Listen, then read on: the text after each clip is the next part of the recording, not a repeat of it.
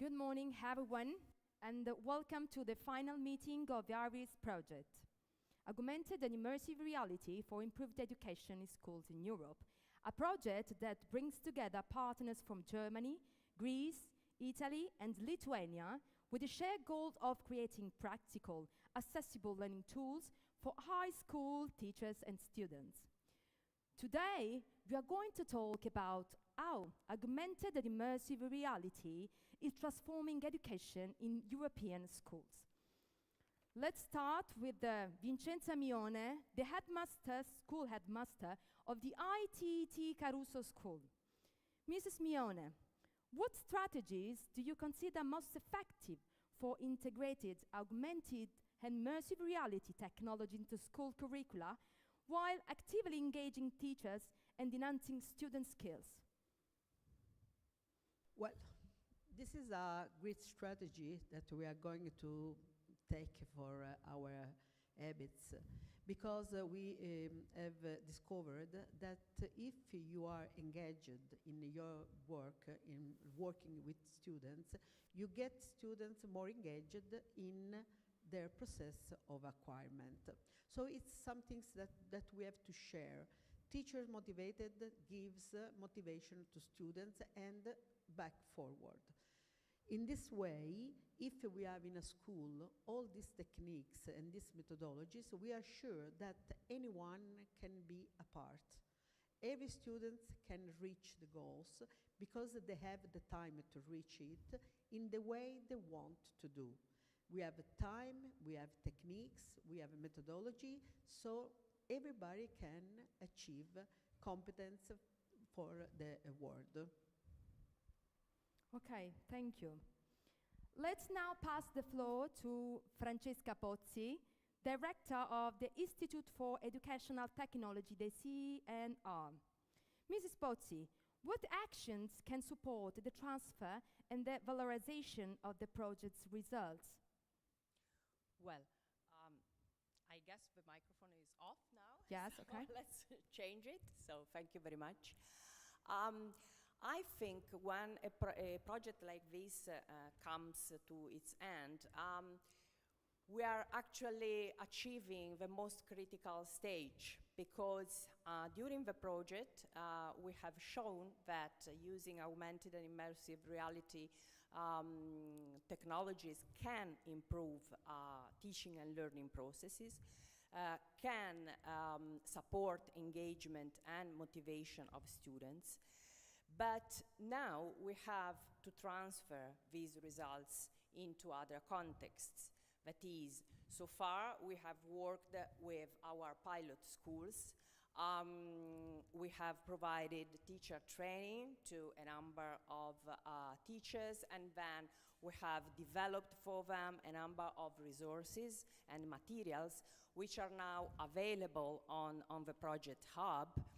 But now we have to do, the next step, which is to try to encourage other people working in more traditional schools, let's say, to take up our innovation and to use it in their everyday practice. So what can we do to make this little step forward, which is not little actually, it's quite big to tell the truth. So there is an interesting book by Everett Roger which talk about the diffusion of innovation.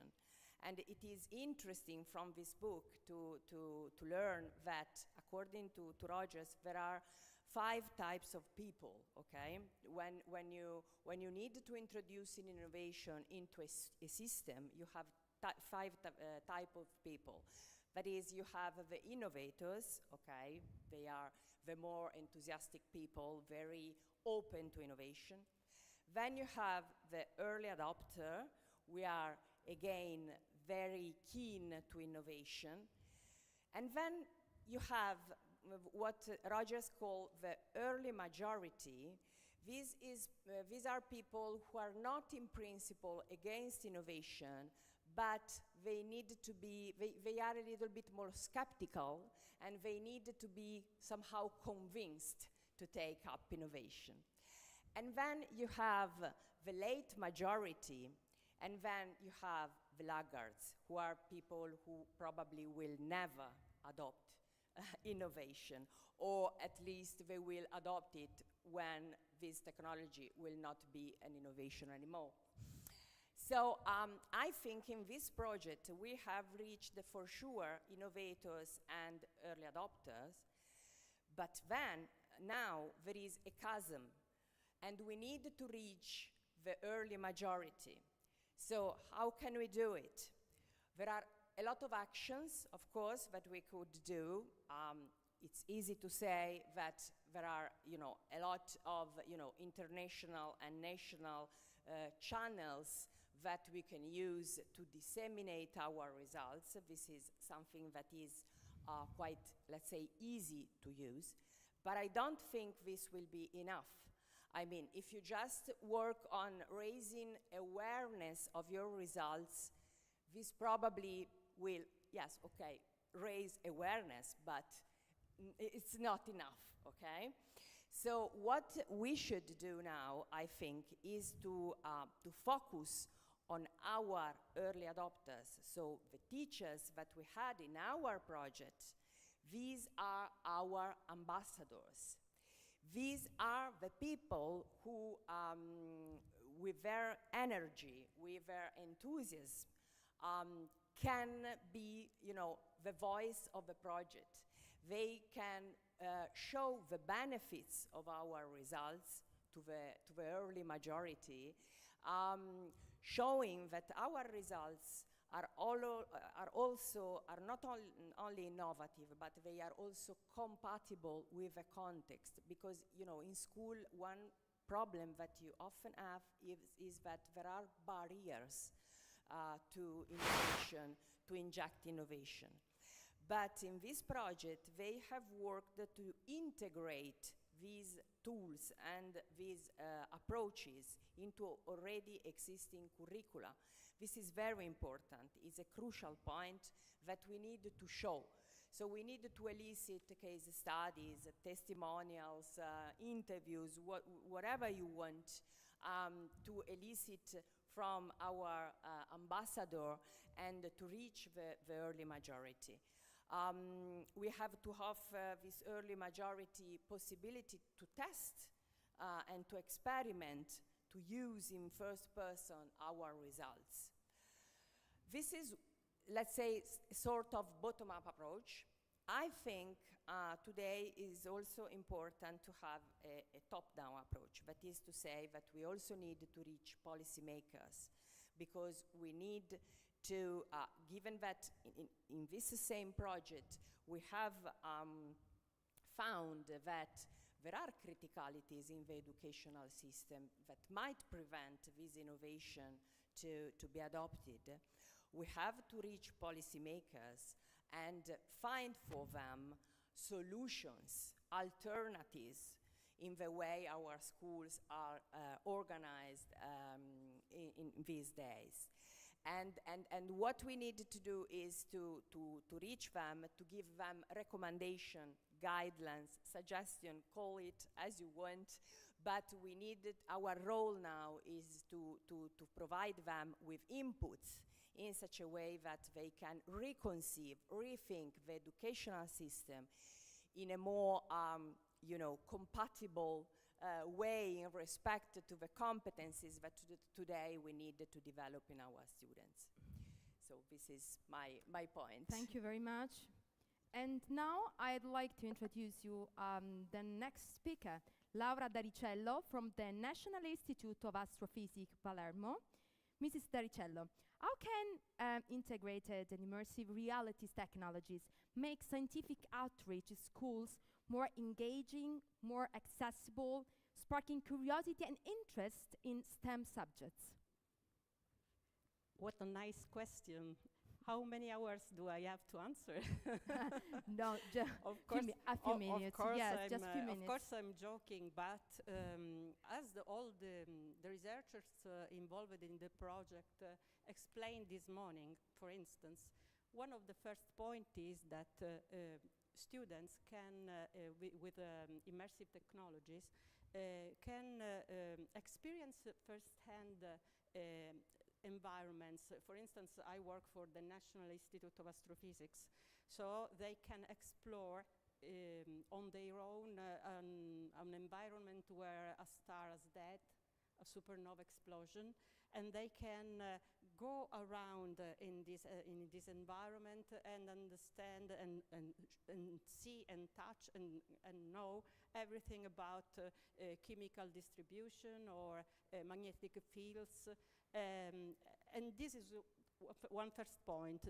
It is an active learning, not a passive way of learning. They explore like visitors in a new environment. For instance, astronomy is a really good place, good subject to study with immersive technologies, because it is so distant. Stars are distant from us, and it is a way to explain research how it is today. For instance, my colleagues studies exoplanets, the planets which orbits around stars different from the sun, and students are not used to think about exoplanets and other stars different from the sun. They usually know the solar system, and they can go there and see what happens in a planet similar to Earth, why it is not inhabited, because there are different conditions, for instance. This is one first point. Another point is that thanks to augmented reality, immersive reality, people can do experiments. For instance, they can enter into laboratories and make experiments, but they can do that in safe environment, and so that they can train. And when they go in dangerous laboratories, for instance, they are able to do things, and they don't risk anything at all. There are many other things. For instance, when you say the critical thinking, for us is a very important point, because we are, like the CNR, public entities. So we live on the funds of the taxes of the people. So we must give back our research to people, and we want them to understand, and when they will become politicians or men or citizens in the future, when they grow up, they have to decide of our future, of our research, of the funds that I have to study and to go ahead with my research. So for us, it's really important that they understand, that they experience and understand things, so that they can put it in practice. But there are also many other things. For instance, immersive technologies are inclusive. They give the same opportunities to different people. For instance, one of the last work I did is the virtual reality of CTAO, the Cherenkov telescopes, which they are building in La Palma, in Spain, and then in the desert of Atacama. And I give the opportunity to students to go there. How many students can go to the desert of Atacama from your school, for instance? And they can walk around the telescopes. There are very big telescopes, and understand how do they work, and also which is the object of their, the target of their research. And or Cherenkov astronomy, what is it? You can observe gamma ray because they are over the atmosphere, but there are some telescopes that can do that. So they can understand things because they go there and understand there. They experiment. They experiment, yes, on their own. But yes, it is a way to understand, that not only motivate people, motivate students because they are millennials and they are used to computers, used to mobile phones, but not only for this, but because they have to experiment to understand. They don't want anymore people who from the top tell them, this is the truth, you have to know it. You have to experiment. We want them to understand the scientific method, to make themselves scientists in a way. Moreover, immersive technologies can give the opportunity to self-assessment in the way that they can check their deficiencies. Okay. Yes, unfortunately. Because I will not text them in the chat. Exactly, I'm doing the same, but directly to. What was I saying when you lost connection? Where I was? Okay, there are some issues with the connection. I don't know. We are good. Okay, can you hear us? Yes. Okay. Okay. I was saying that students can also understand their faults when they are doing a personal experience with in education with immersive technologies, and they can correct misunderstandings or faults during the path they are going to do, and evaluating themselves during the formative process. So it is not just an evaluation, but a way to grow up, to auto-learning. I was saying also that, for instance, the personal experience can help with dyslexia or other speaking and understanding disorders. And immersive experiences with the multisensoriality, the audio, the also imaging, can support people who are normally disadvantaged in this kind of education, of learning. I think it's very interesting. Thank you very much. Yes. Can I make a comment? Yes, of course. No, I just wanted to stress something you said, which is, to me, it's very important. When you said, today our students are millennials, okay, so they don't like anymore if, this transmissive approach where there is a teacher who, simply pour his or her knowledge into their minds.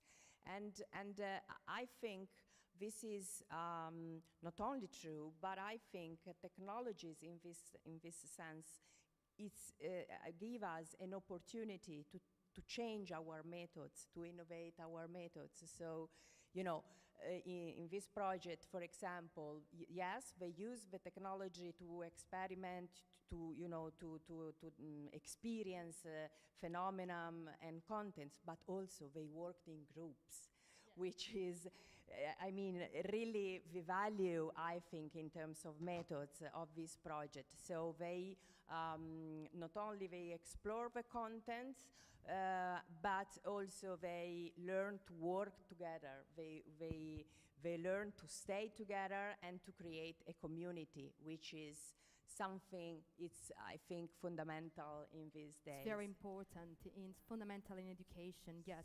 Since I am an headmaster, I have to notice that there is a big problem, which is the contract of teachers.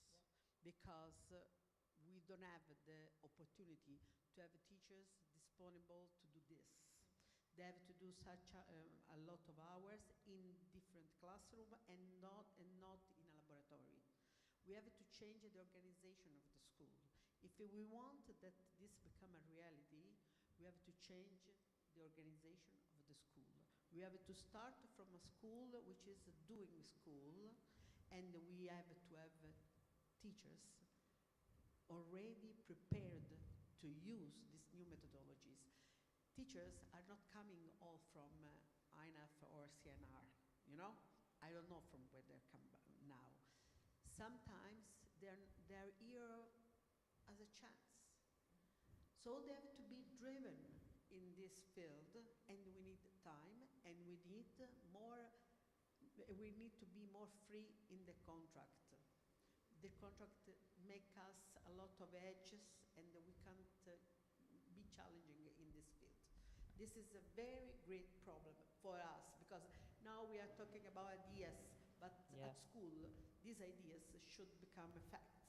And to have facts, I have to have people, teachers, students, and technologies. I have to have all Yeah. of these to organize a new school, because what we are thinking about now is a really new school. It's not the school we did as I was a child, not you, but it was I was a child. Also with Okay, from us. page here to page there, from page 9 to page 29, study this, this is all. Now we have to manage with different methodologies, because they are more involving and student-centered. The student is the main character of this process. And if we want this, we have to change teachers, because they are the trade union. They are between students and ideas. They have to put ideas in real. And so I see another problem, a very big problem, more than this, bigger than this, because the ministry, as you all know, doesn't want to the use of mobile phones when students are. I agree with this. I agree. Yeah, yeah. We have Well, believe me, easy, better in this way in classroom. but They have to use under control. of course under control, but they have to They use should be them in educated class. at Yeah. using mobile phone classes. But it's a sort of paradox, because our Yes. ministry says students cannot use mobile phone at all when they are at the classroom, This is but the implementation of the new teaching methods, the digitalization of teaching is fundamental for our educational system. But In each school, we have laboratories already equipped with all the technology. All the schools had the opportunity to buy what they need, and we can share all together. The opportunity you give to a classroom is not for one student, it's for the whole group. If we go to see a star, we go all together in the same moment. In the same classroom, with the same technology. If I have an iPhone which is not good to do this, I will stay apart. Yes. If I have to use your own technology, it is not possible to share all the technology all together with the same opportunity. I understand your point, but you were talking about teachers, old-style teachers, for instance. When the ministry says you have to stop mobile phones when students are so young and things like that, they, of course, can answer you when you say in our laboratory we can do that. They, of course, can say no, the ministry said not.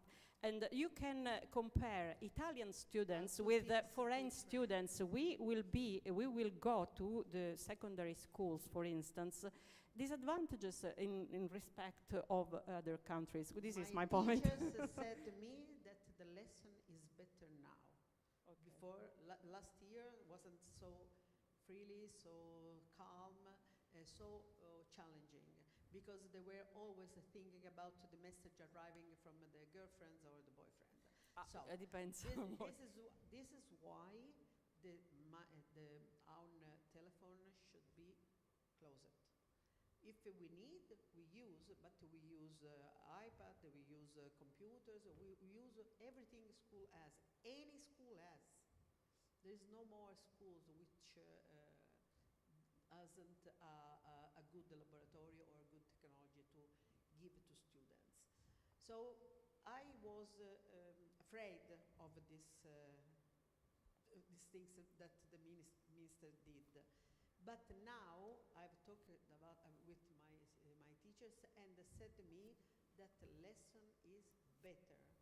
They are all calm, and they're ready to learn. They are not stressed by the phone. Of course, everything must be under control. But in my opinion, young students can, if they have the possibility to experiment, for instance, augmented reality, for their target, of course, under control, they can go further with computational thinking, with always also the way you, if you explain them how to do things, how to use augmented reality, how to create your own app with the right software. If they do as homework, I agree and I'm happy for this. But in many occasions I see now that it is felt just like to go back to not to face the challenges of the future, and like a disadvantage for our students. So maybe the solution should be educate students and teachers as well. Of course. And we're going to see at the end of the year Yeah. the results of this first year without phone in classroom. We're going to see what happened.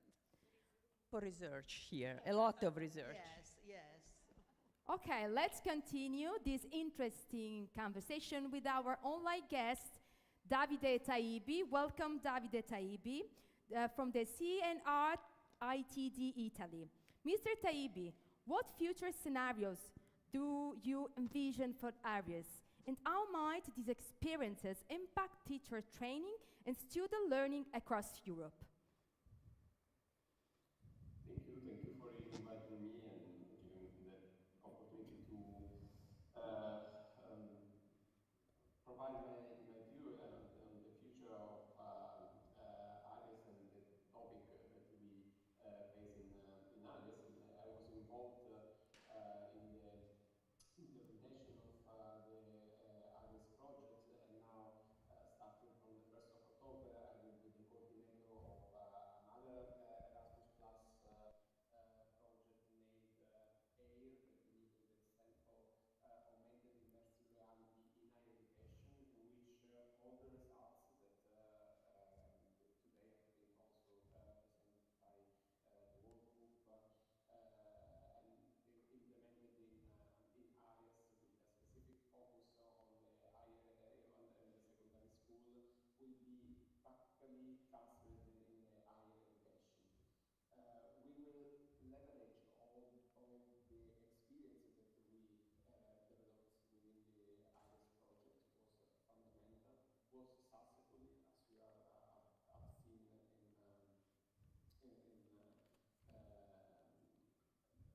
you have seen with the experience reported also by the students and all the partners participating in the project. And our advent will be to face all the new challenges we have to cope with in the higher education domain, in which we will have more specific topics, we will have different disciplines. Also, students have different interests in the use of this technology, and we also have to move the focus more not in the technological side, but also in the methodological side, which aim to study which is the best way and most effective way in which these technologies can be applied in the higher education domain. Actually, again, I don't know how many times we have, so probably I will give time to others to continue. If we have time, maybe I can come back to the other topics that I can ask. Okay, thank you, Davide. Now let's continue with Carmen Catalina Rusu from the University of Galati, Romania. Mrs. Russo, what future prospects do you see for ARIES at the European level, and how might its results be leveraged in university or future projects? Okay, I'm hoping that you hear me well. Yes, we can hear you. Okay, thank you very much. So before replying to your question, first of all, I would sincerely like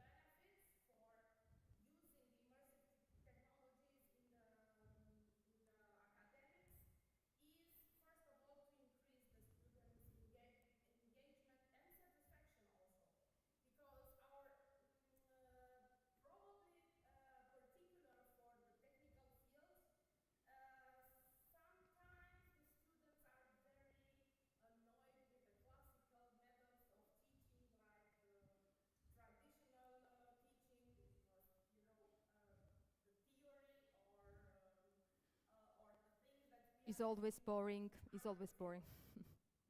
So, from this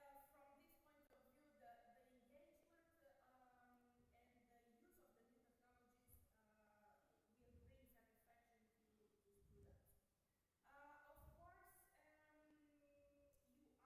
Of course, you ask about the European level. Yes.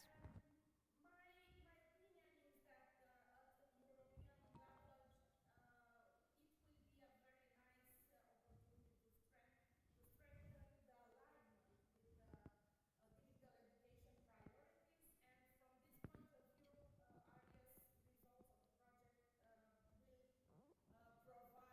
will provide a very good, let's say, starting point for developing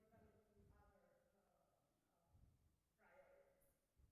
Um, Okay. so, from my part, I suppose that the results of the project will bring a very nice knowledge to all the educational institutions.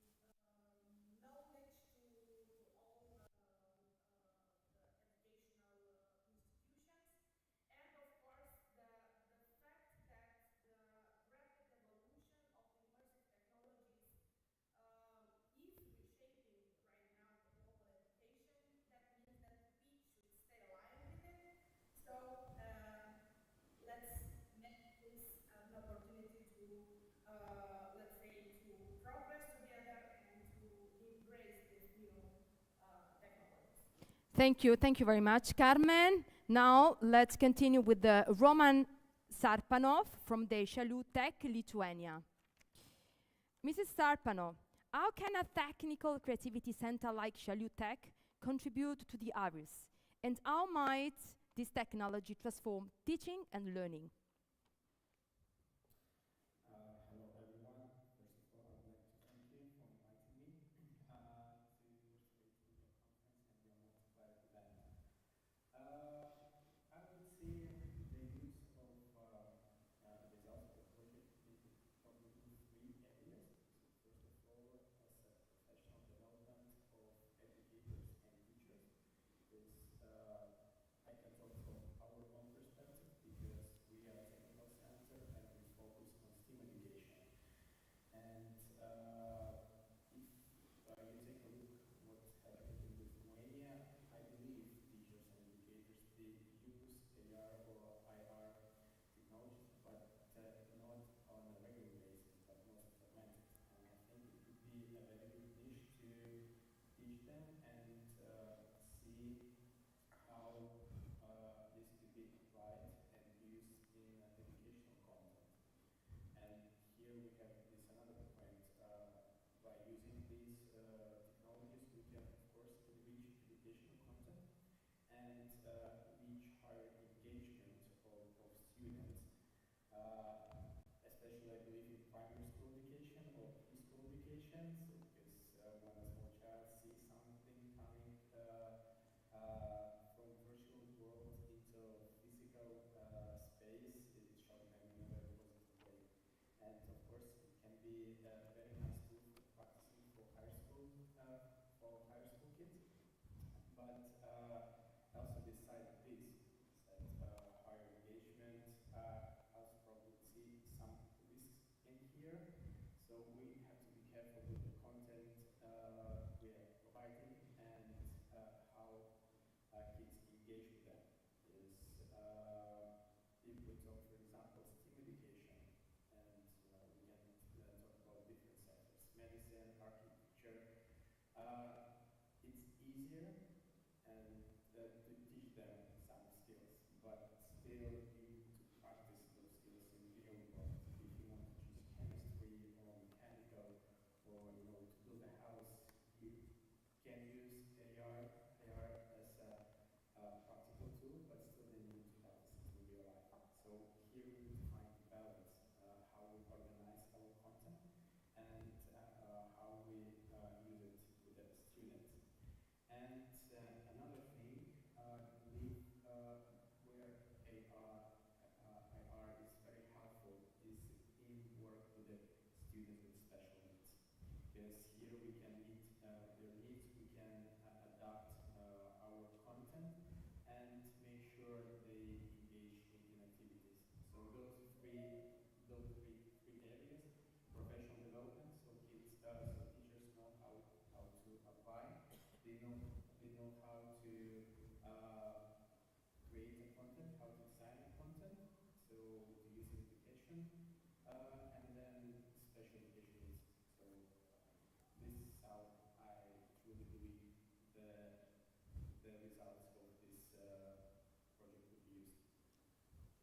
Okay, thank you very much, Mr. Sarpanov. Now, I'd like to introduce you, Dimitrov Theokaris from the educational consultant Trikala.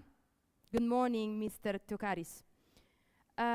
What opportunities do you see for ARIES in secondary education, and how could this technology positively influence teacher skills and student experiences? It's an honor to me to join this round table.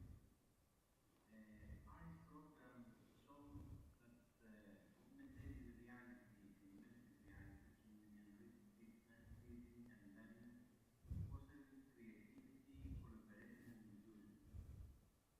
As an educational consultant, I believe the next challenge is to ensure that this innovation practice moves beyond pilot projects and becomes sustainable in everyday school life.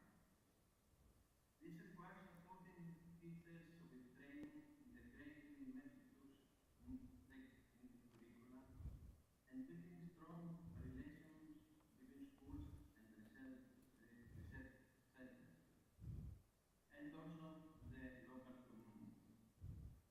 Uh, First of all, ARIES project offers a concrete way to enhance the teaching of complex subjects. Abstract concepts in mathematics, science, or even literature can visualize and experience interactivity. For example, chemical bonds can be manipulated in three-dimensional, solar systems can be overlooked, and even poem can be explored as an immersive landscape. It transforms the learning from memorization into exploration, helping students understand and remain knowledge more effectively. Second, ARIES project is essential for students to increase motivation and engagement. Reports following pilots demonstrate that even students who were previously less motivated became active participants when they learned augmented reality. By combining familiar digital tools with creative and problem solving, students experience lessons as meaningful, interactive, and enjoyable.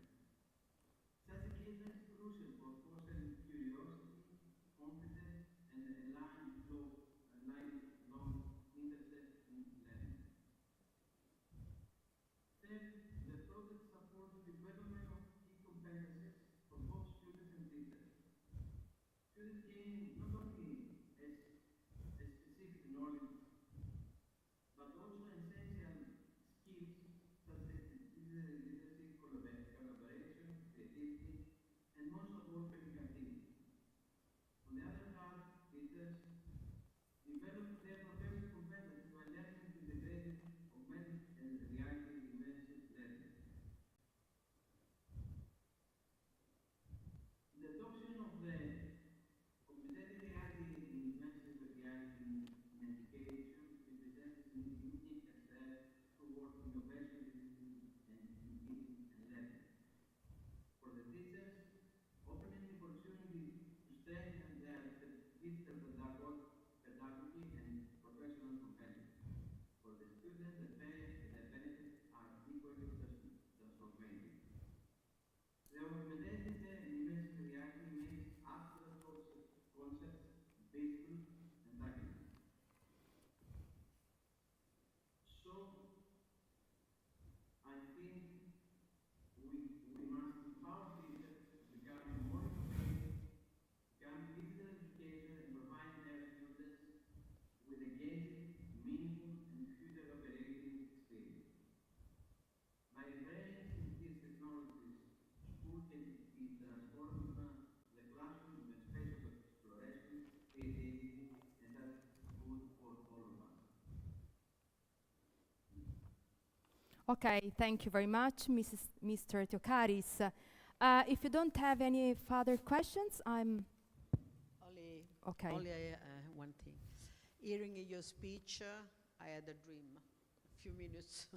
It would be very nice if we could have a vertical curriculum going from 6 years old till 18 years old.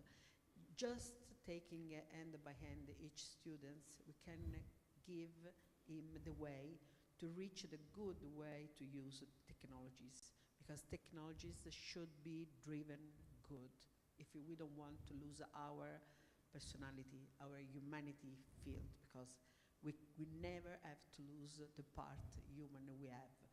Don't be only mechanical, but we have something inside, emotion. So it will be very, very nice if we could have this sort of curriculum going, making it grow the students from 6 years old till 18, till the high school, just developing very well in the same way, using the same methodologies. This is a great dream. And we need policy and organization and funds and this cooperation till people with other people which join together because they believe in the same dream, having a new society well done in humanity as well as in technology. A dream that could come true. Why not? I think we all share Enza's dream. And I want to add something. For instance, this institute where we are at the moment created a very, very big and formed laboratory. And it is not only learning in the school years, but thanks to these laboratories, they give the opportunity to students and to internships, for instance, to work in society. They give to the students the means to work and to facilitate, skills for life, and they facilitate their entrance in the world of work. The modern world. Can I make just a final reflection? My impression is that, yes, we share a dream, a common dream, which is quite a systematic change, the need for quite a revolution, I would say, of the educational system. So while I totally agree with this dream, I think this might also require time and effort and, policy actions. So